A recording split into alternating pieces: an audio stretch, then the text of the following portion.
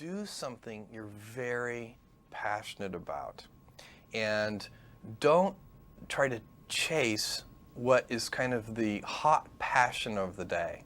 I think we actually saw this. I think you see it all over the place in many different contexts, but I think we saw it in the internet world quite a bit, where at the sort of peak of the sort of internet mania in say 1999, you found people who were very passionate about something. They kind of left that job and decided, I'm going to do something in the internet, because it's it was almost like the 1849 gold rush in a way. I mean, you find that people, if you go back and study the history of the 1849 gold rush, you find that at that time everybody who was within shouting distance of California was, they might have been a doctor, but they quit being a doctor and they started panning for gold.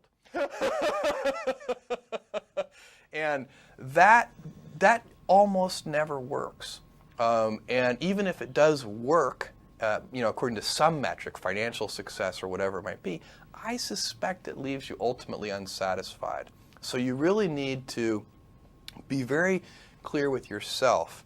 And I think one of the best ways to do that is this notion of projecting yourself forward to age 80, looking back on your life and trying to make sure you've minimized the number of regrets you have. That works for career decisions. It works for family decisions.